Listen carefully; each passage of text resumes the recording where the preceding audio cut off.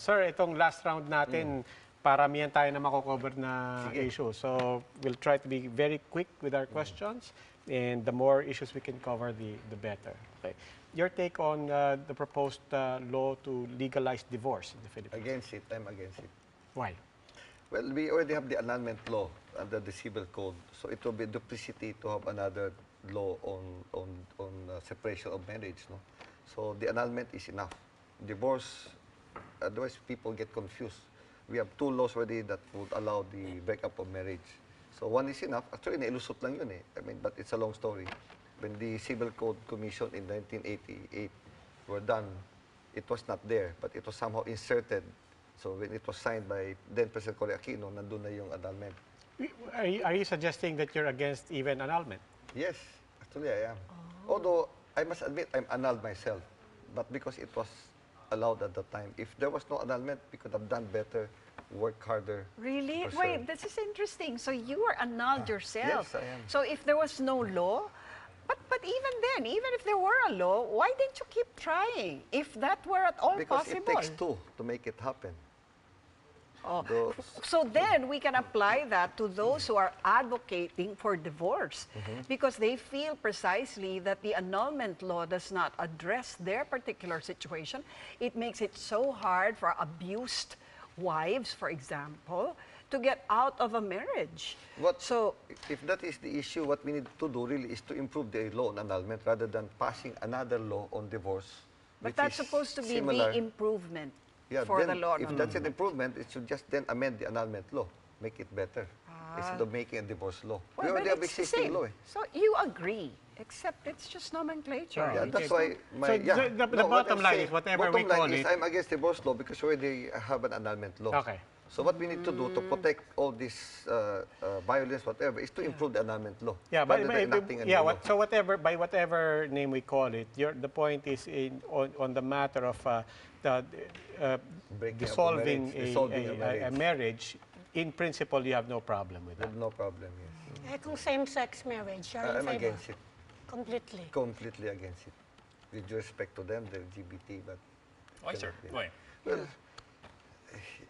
Well, first, of course, we again talk about the Bible, how God created man and woman, but it's Kahit not... civil union lang, because Hindi they're rin. talking actually more of Civil union. civil rights of partners. rights. Yeah. It's still, maybe it's a question of culture, of faith. You but think I'm we're not against it. ready for it? You think our culture our is not culture ready is not for ready it? for it. Yeah, we're not ready for But it. how do you address those who enter into such a union Already, yeah. and then they own property and one dies and the property goes to the family of the one who's Well, the left law that behind, applies even there if they had no investment there? Yeah, the law that applies here is the civil law, the commercial law, not the law on marriage. Yeah, but Yeah, when but you even say that would work against- that we are not ready for it, you're referring to the totality of the nation. And I agree, there are people who are still very conservative. But when we say, are people ready, shouldn't that just come down to the decision of two people, like two gay people who say that we're ready. We're ready to make this commitment. Because we're a government of laws, we're not a government of men.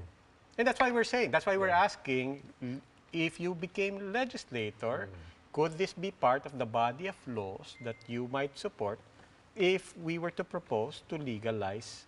I will not support it, but instead I will make a law that would somehow make the union legal, not as a marriage, but in the union in terms of properties, in terms ownership, of rights, protection. adoption of children. Civil So, amending the civil code. Yeah, Okay. but not civil marriage. When you say civil, we have to clarify. Baka Civil akala nila- So union. not to use the word marriage. Yeah, not use Civil the word union. marriage. Yeah. Civil Civil union. union. Because we have to admit that that exists. Okay. So we cannot close our eyes So there. But we obviously have you're- to pass a law that will give them such right because we have no law on what is the right of the civil union, but not Okay. marriage. Correct, Okay. not marriage. So more on the moral issues, abortion, I would imagine. Oh yeah, you would I'm be against that, of course. Yeah, No qualifiers, sir? under any No qualifier. victims of rape or Definitely. incest. incest? Oh yeah, yes. Yeah, The baby has to go. The baby has nothing to do with it. Lowering the age of criminal. Oh yeah, I agree to that. Actually, it has to be Are you explained. agree? At what age? Okay. Yeah, 12 years old. 12 is okay. Yeah, because I have 4 boys. Actually, the people should look at it more as an intervention of the state. Because itong mga bata na 13, pasaway na yan eh.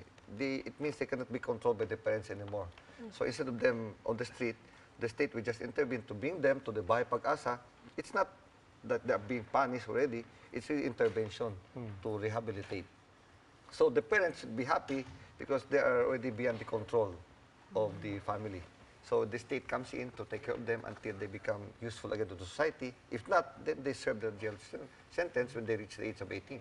Eh, yung sex education in schools. Sex education in school is important, but it has to At be what- done properly. At what grade? What level? Maybe at 10 years old, maybe they should be around grade fourth 10. grade. No, grade 10 years old. That's 10 years only old. 15 ba yun? Fourth grade pa Fourth lang. grade. Fourth grade. ba yun? Yeah. 6, Fourth 7, 8, grade. 5, 6, 7, 8, 9, 10. No, grade 6. Grade 6.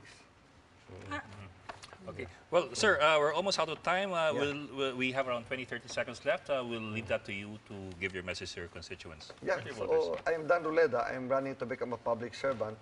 Let us all be united again to love our country. Let's stop all this fighting, the changing of colors because of our political affiliations. But instead, let's bring back the change of heart to become one nation. Better leaders are because of better voters. So this election is all about you, not about us, the candidates. It is the change that you want. It's the change that you have to be. The change should come from you, start from you, public office, public trust. We are accountable to the people. So make us accountable. Dan Roleda is not running to become a senator, but to become a public servant. Do not vote for me to become a senator, but vote through me if you think that I represent your dreams, your aspirations for a better country and for a better Philippines and for the good of everybody.